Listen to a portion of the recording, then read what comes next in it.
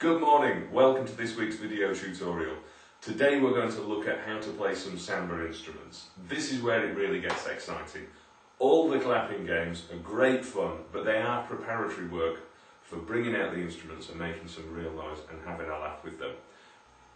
So, we're going to have a look at the surdus now, see what they sound like. The way to teach this is really simple.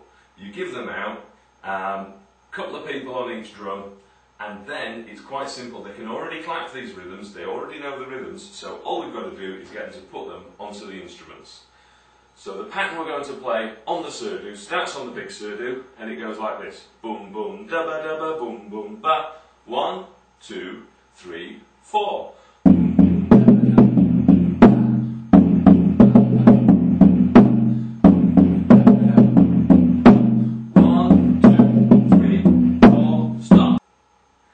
The next instrument we're going to add into our samba mix is the tambourine. Now, a tambourine is a small handheld drum.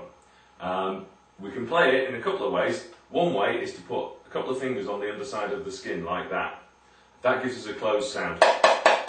When we remove the fingers, that gives us an open sound. So the first thing we've got to do is teach the tambourine players how to play the tambourine. Again, they're familiar with the pattern we're going to use. They already know the rhythm, they can already clap the rhythm. So, it's just putting it on the instrument. And the pattern goes like this. 1, 2, 3, 4. Pepper and salt with potatoes. Pepper and salt with potatoes. Pepper and salt with potatoes. Pepper and salt.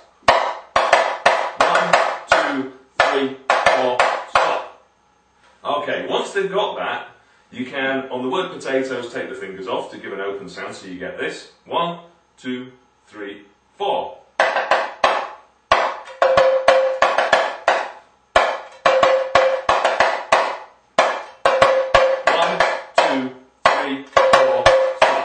Okay, that might be a bit tricky for some of you kids. That's absolutely fine. If they can do that, it's an added bonus. If not, get the rhythm right on the instrument. Really, really important.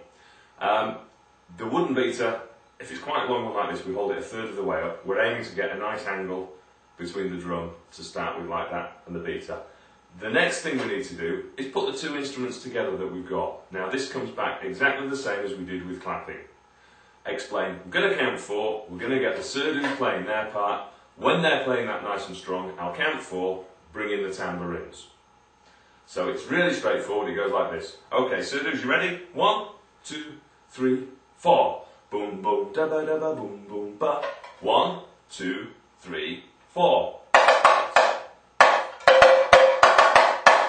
And let the two instruments play for a few bars, just let them get used to how that all feels sitting nicely together. Count 4, stop. And then we introduce the next instrument. The next instrument is the claves. We're going to introduce the claves.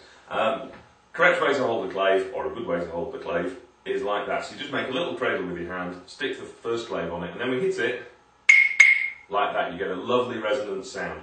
That can be a bit tricky. You tend to get people holding it like that and smacking the knuckles.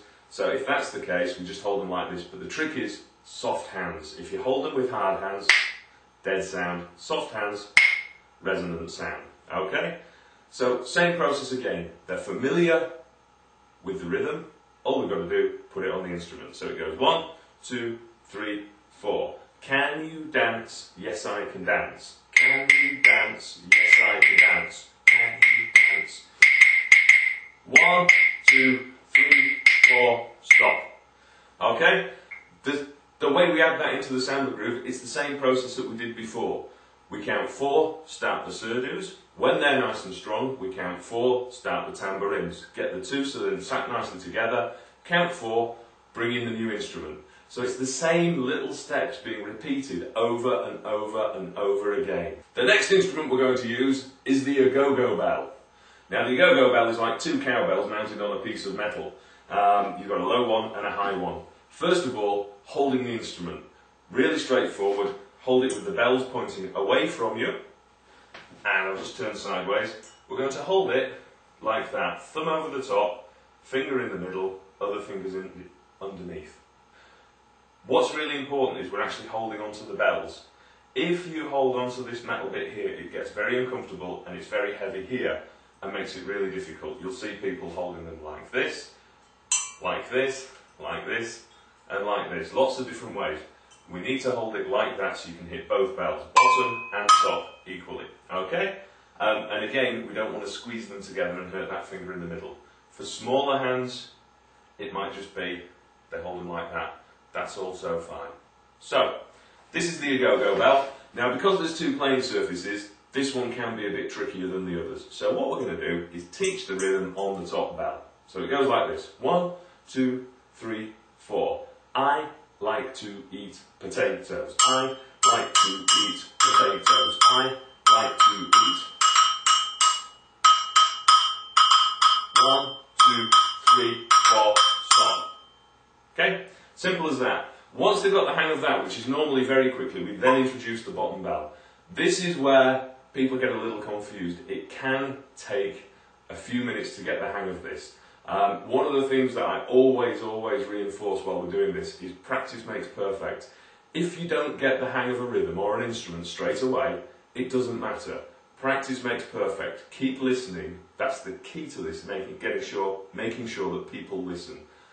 Practice makes perfect. Keep listening, keep having a go, you will get the hang of it. Okay? And that's really, really crucial, particularly for this instrument. The other thing is, don't tell people before they've had a go that this is a difficult instrument, because they automatically take that on board and cock it up a tree. So just introduce the instrument like you would any other, reinforce the thing, practice makes perfect, let them have a go. They will pick it up quicker if they don't know it's a difficult instrument. They really, really do. So, what we're going to do now is introduce the bottom bell. Really straightforward. On the word I and eat, we hit the bottom bell. So it goes like this. I like to eat potatoes. So I count the group in, I'll show them that and say, let's have a go. After 4, have a go. 1, 2, 3, 4.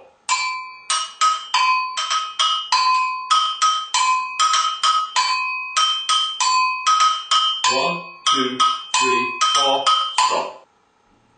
We then introduce the Agogo bell into the samba groove in exactly the same way we have done all the other instruments. We count 4, we start the surdos. We count 4 when they're going strong, we bring in the tambourines. When those two are sat nicely together, we count 4, bring in the claves. Once we've got the 3 instruments really strong, really together, we count 4, bring in the Agogo bells, and we're just layering up one instrument at a time. The next instrument we're going to look at is the shaker. Now this is one of my well-used, well-workshopped shakers that's got a few battle scars on it. Doesn't affect the sound, really easy instrument to play. In theory, to get a whole section playing it together, a little bit more tricky. These tie in with the surdos. Most of the instruments we've got here are quite staccato, they have a very short sound, they mark points in time. The shaker sits right over the top of the whole groove, ties it all together, but fills in all the little gaps. So it's a beautiful, beautiful instrument, lovely to play. Now, the way we play this, very straightforward. Count 4, we go 1, 2, 3, 4.